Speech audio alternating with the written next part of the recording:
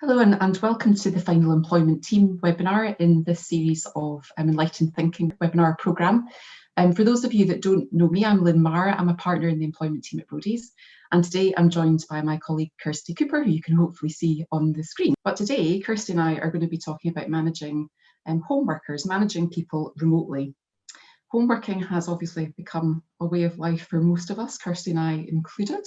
And for those of us that have been working from home, we've now passed the 6-month mark of home working, and it's all been a bit of a challenge. We thought it would be quite a good time now to step back, take stock, and think about why it is so important to stay connected to all of our colleagues and teams that are working remotely from one another. To look at some of the challenges that line managers have been facing in managing some of the different personality types as well. Different people are reacting very differently to working from home. Kirsty is going to go on and look at some of the do's and don'ts of connecting well and effectively with people who are working at home. And then finally, time permitting, we are going to look at some of the practical issues that arise out of managing remote HR meetings. So that's our agenda for today. So half a century ago, futurists, which I think sounds like a great job, predicted the rise of remote working. And in 1993, the management consultant Peter Drucker famously said that commuting to the office is obsolete. Well, I think we all know that that probably didn't really happen. There were still a lot of employers who were resolutely opposed to people working from home, and that is until the pandemic hit. And then suddenly around 54% of the UK workforce all walked out the door and went to work at home. Some organisations have embraced home working. You've probably seen people like Jack Dorsey, who's the CEO of Twitter, saying that his workforce can now work from home forever. Others have maybe not been quite as keen. So Reed Hastings, who's the founder of Netflix, has described home working as being purely a negative. But love it or hate it, home working looks set to continue at least well into next year, especially if there are more restrictions, as we've seen from yesterday, more local lockdowns. And if we don't get an effective vaccine, then we are likely to be working at home for some time. And in fact, I think more than that, it feels like there has just been a shift in mindset. People are much more likely to be working from home in the future. The future of work is really set to change. Some of you have probably seen some of the recent CIPD research that has been done, which suggests that 37% of people are going to be regularly working from home as we emerge from the pandemic, compared to 18% pre-pandemic. And people that are working permanently from home is also going to increase. So that's likely going to increase to around 22% of the workforce, compared to about 9% pre-pandemic. So that looks like there's going to be, going forward, really pretty much a 50% increase in people working from home. And we know that in some jurisdictions like Germany, they are going to be introducing a legal right to work from home. And even in the UK, we've already seen the Westminster Parliament and the Scottish Government talking about introducing laws to allow rights for employees to work at home if employers don't let them in circumstances where they could work from home. So we've got more home working, there is going to be more home working in the future. And a lot of the challenges which were there when we're working face-to-face in the office are still going to be there. It's just that we know that they're all being made, they're heightened or they're made more difficult by the fact that we are all communicating with each other in a very different way, and we've got all these different personalities as well. So before Kirsty comes on to talk about the do's and don'ts of communicating with home workers, I thought it would be worth just reminding ourselves of some of the factors that contribute to making remote teams work effectively, because that's really going to drive and influence the tools and techniques that you use to communicate with them and to try and engender continued collaboration amongst all your team members as you move forward. Now, interestingly, some research done by organisational psychologists, one in particular called Martine Haas from the University of Pennsylvania, has identified a couple of what she described as 2 key ingredients for creating and maintaining effective remote teams. The first one is shared identity. Now, this is really quite a complicated way maybe of saying something quite simple, which is that shared identity is just about creating a sense of unity in a team. It's that sense of creating a sense of everybody being in it together.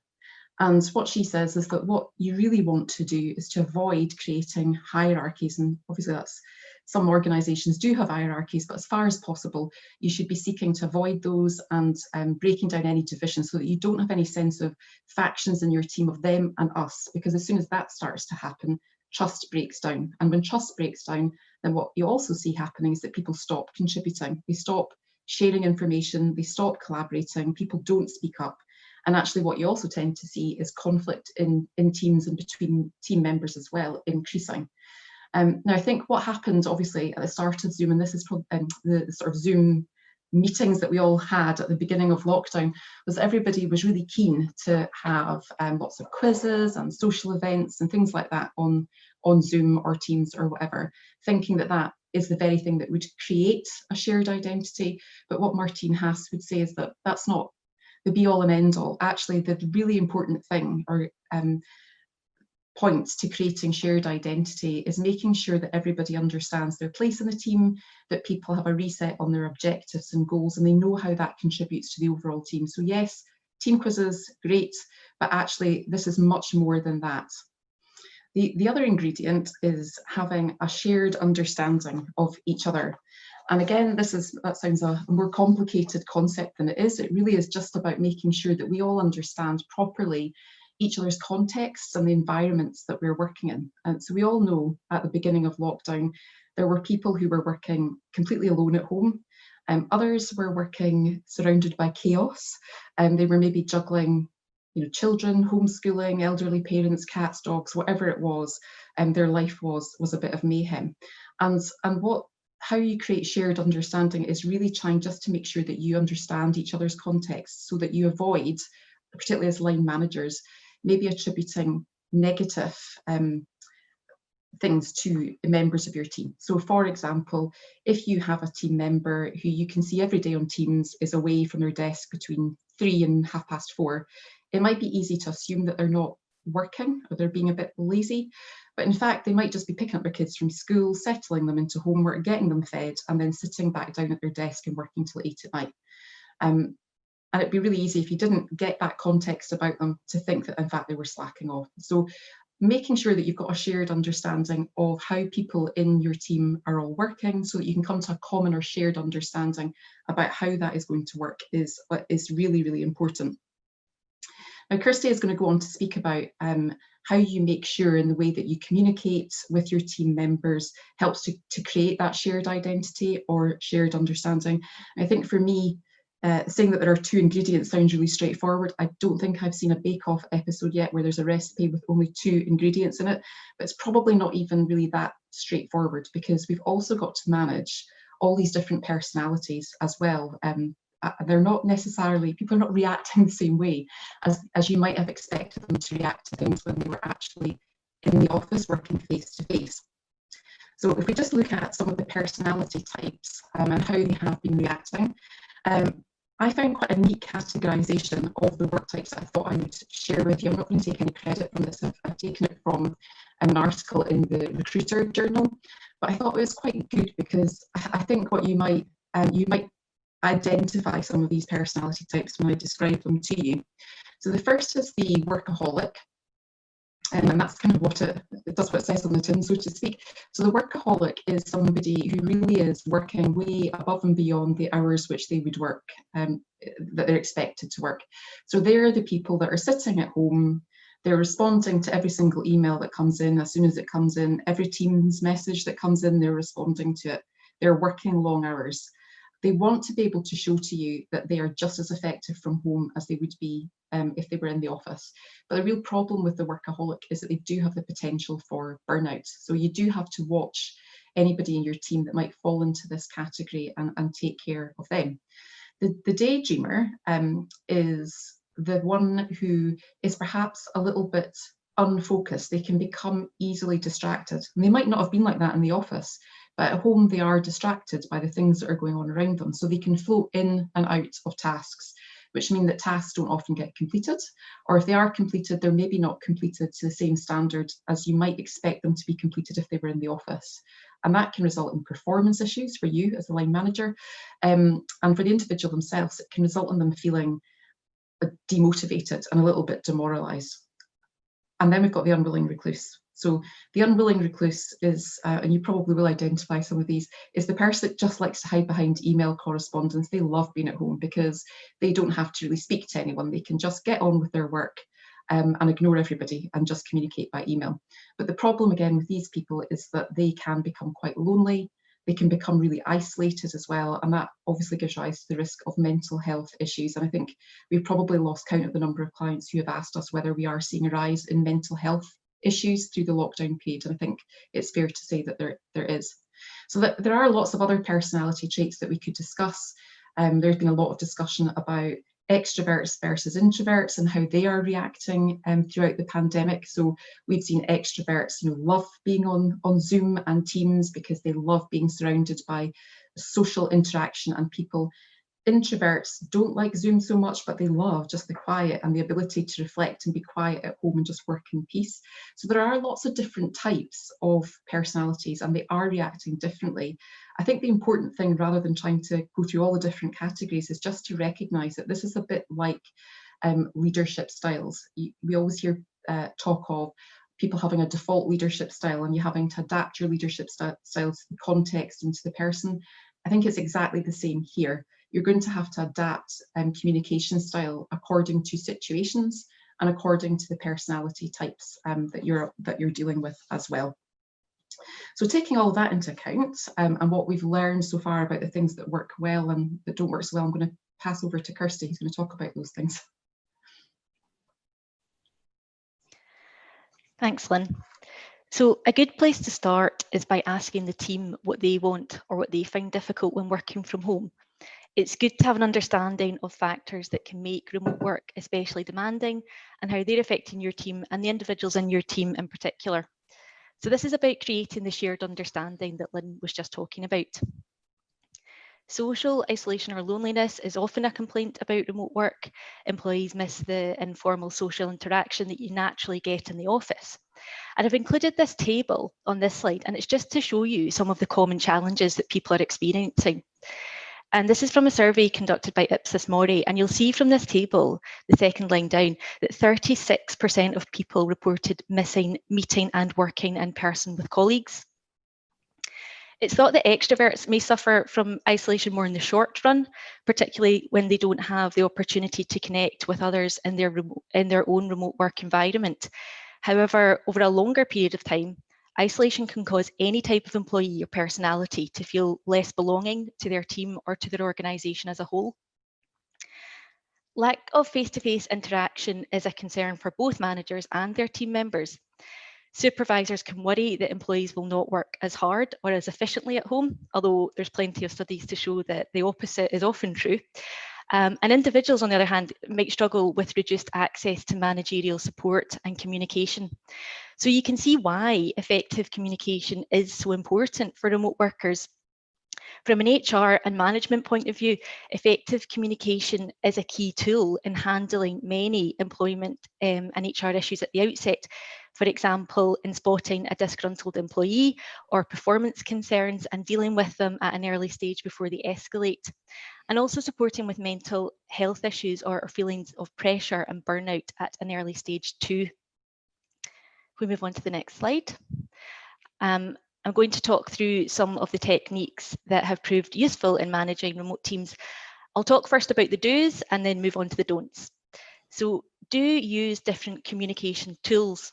There's so much technology available now to help with this. We've got platforms like Microsoft Teams and Zoom, and they can provide video conferencing facilities as well as an instant messaging functionality. And don't forget about good old-fashioned phone calls and emails too. The point here is about choosing the right communication method at the right time. So for example, instant messaging might be appropriate for less formal, simple communication, but won't necessarily be the right thing for a more complex discussion.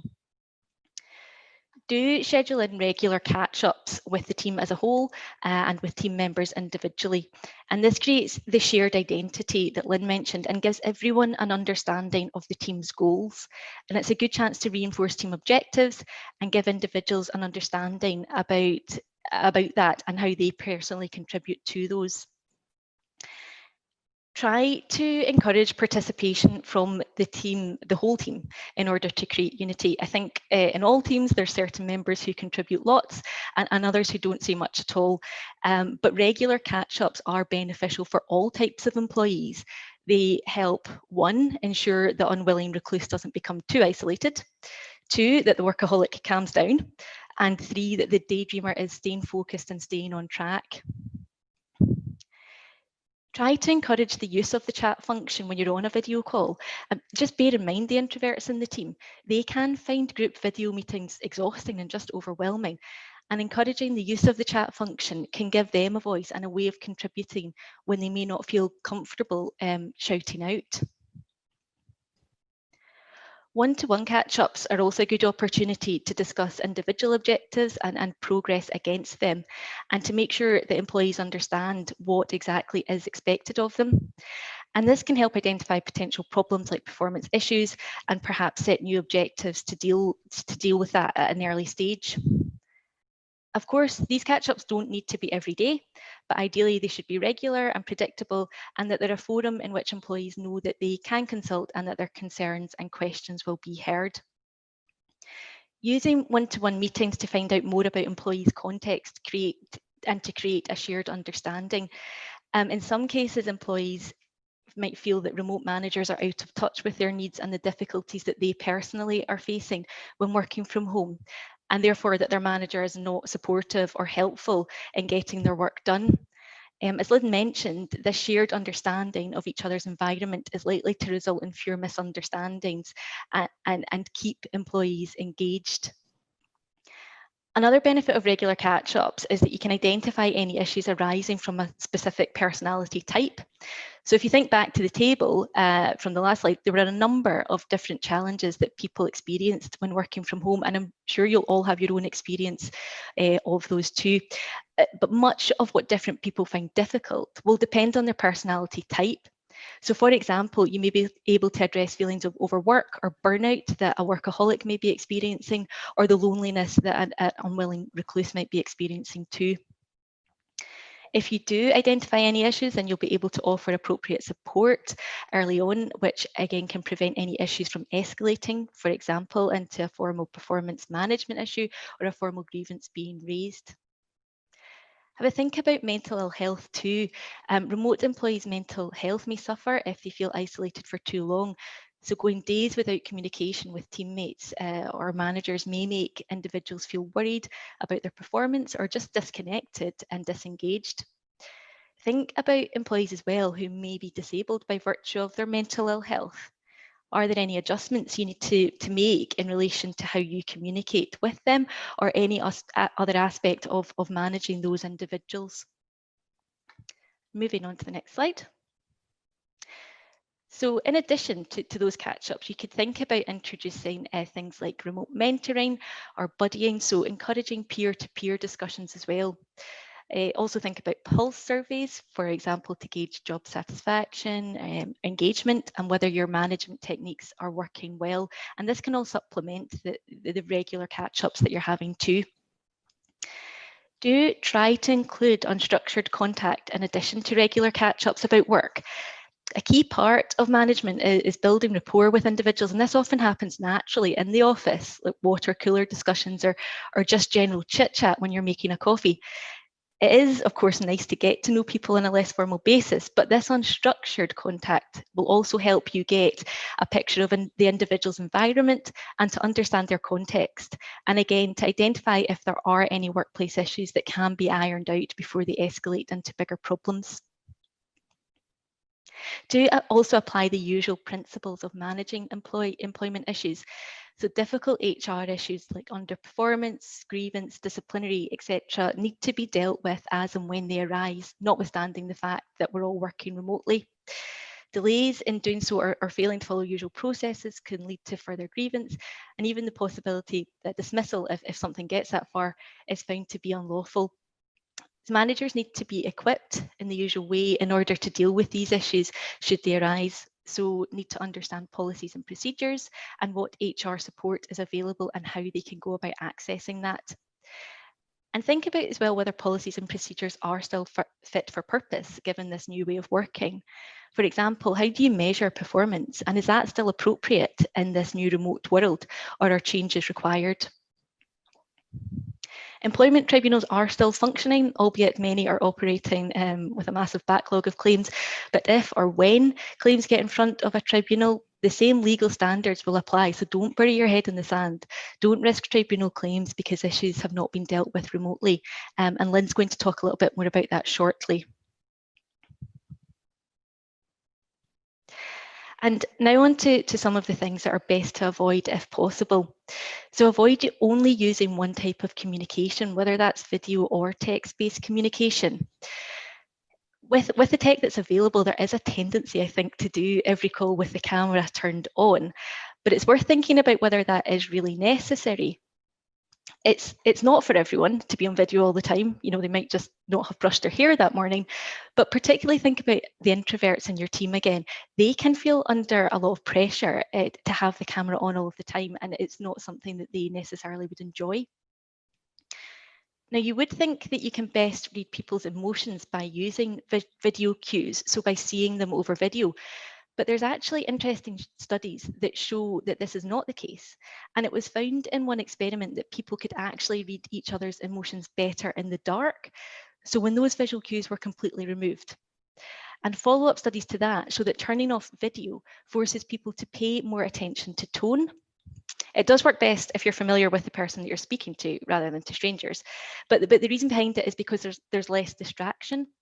And apparently on Zoom, people spend more time looking at themselves anyway, rather than the person they're speaking to. And if that sounds like you, then you're probably missing out on all the visual cues over video anyway.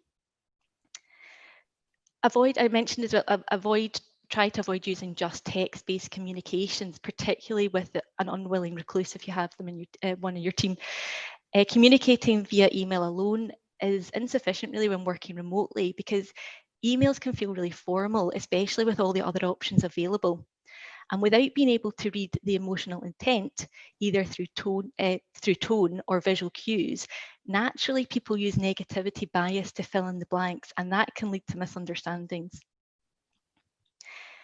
Try to avoid micromanaging employees. Nobody likes having managers constantly scrutinising their every move or every email they send.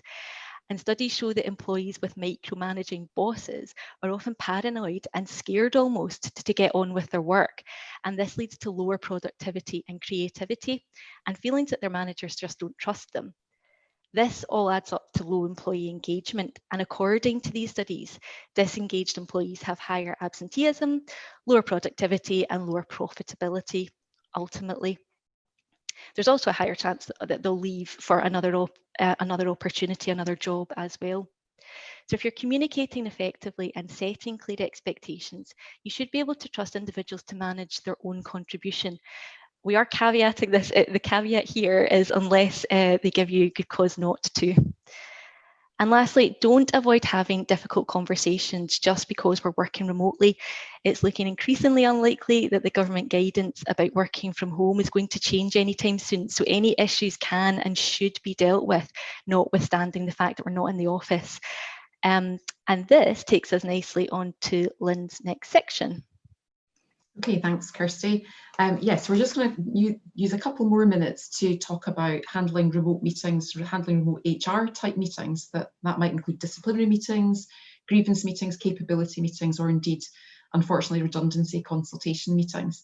And some of the same issues really apply to all of those different kinds of meetings. As Kirsty said, the employment tribunal system is still functioning, maybe not quite as it was, but it still is there and functioning. So you do still have to remember that when you're carrying out any kind of HR meetings, formal ones, particularly where they're likely to result in dismissal, you're going to want to make sure that you do continue to follow a fair procedure, taking into account all the things that you will take into account in face-to-face meetings. So the ACAS Code of Practice on disciplinary and grievance, your own policies and procedures, and general principles of natural justice.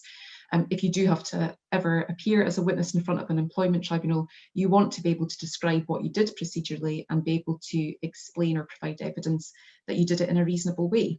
So what I've got up on the slide are just some of the issues that you might want to think about. I'm not going to pretend that this is an exhaustive list. There are probably more, but I think I would start first and foremost actually thinking about whether or not the meeting can be done remotely, because if it is a really serious issue that you're dealing with, you might want to think about whether it can or should be done face to face. Now, of course, you're only going to be able to do that if it can be done safely, if it can be done in accordance with the government guidelines in relation to social distancing and the like. So it might just not be possible to do it face to face, and it might not be something that's capable of waiting until people can get back into offices, and in which case obviously you're going to be forced into perhaps doing it remotely. And I think we talked a lot about technology, and that's going to be really key here as well. So if people are going to be able to participate reasonably and fairly in a meeting, you're going to have to make sure that they do all have the right equipment and access to the right technology to allow them to participate. Does the employee have issues with broadband? Can they operate the technology? What are you going to do about things like companions? Because their companion, unless it's if it's a family member, if you allow that, they're going to be somewhere else. So if it's a trade union rep or another colleague, they're going to be probably in their own homes. So how are you going to get them to join? Have they got the right equipment? How are you going to deal with things like breakout rooms? Is everyone going to dial off and dial back on? Or are you able to technically create breakout rooms that people can use confidentially? You'll also have to think about things like document sharing and privacy. So are you going to be able to share documents on a screen? Or are you going to have to send out documents? And if so, what's going to happen once you've finished with the hearing? How are you going to get the documents back? Or are they just going to sit around somebody's house, maybe with some personal sensitive data in them? So some of those things you'll have to think about. I've also put up there scheduling regular breaks. I think it's now the done thing that you have a break of 10 or 15 minutes every 45 minutes. And the same thing is recommended for any meetings like that which are being done on the screen, just to make sure that people don't get that zoom out or whatever it is they're calling it. Some of the other things that you might just want to check are things like the environment. Are they somewhere where they can participate, or is there lots of distractions going on? If it's a sensitive meeting, you might have to just give some thought about how you're going to do the empathy piece. How are you going to make sure that the employee or your colleague is fine after the meeting? In a face-to-face situation, you can make sure that they get home safely, you can order them a cab, all that sort of thing. But how do you do that? And they might be upset. It's really difficult to deal with that when you're using technology.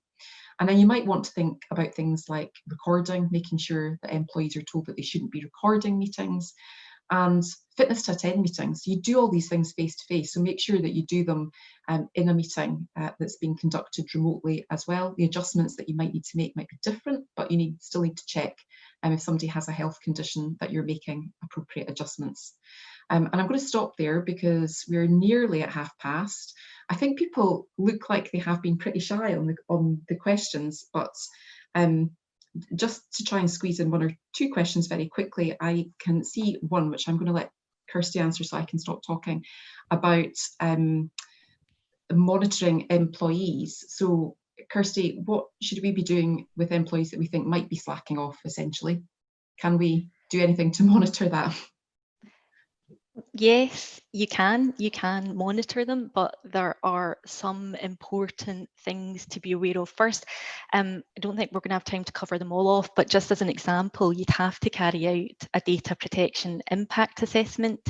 You'd need to also make sure that employees have appropriate information about the monitoring in advance via a privacy notice and policies, and these all need to contain a certain level of detail. So yes, you can carry out employee monitoring. It is possible, but there are some important things to consider before you do that. Okay, thank you. Well, we're at past, so thanks for people that have put in questions. We will try and follow up with you, but so that we don't run over our time, I'll bring the session to an end there, and just thank everyone very much for joining.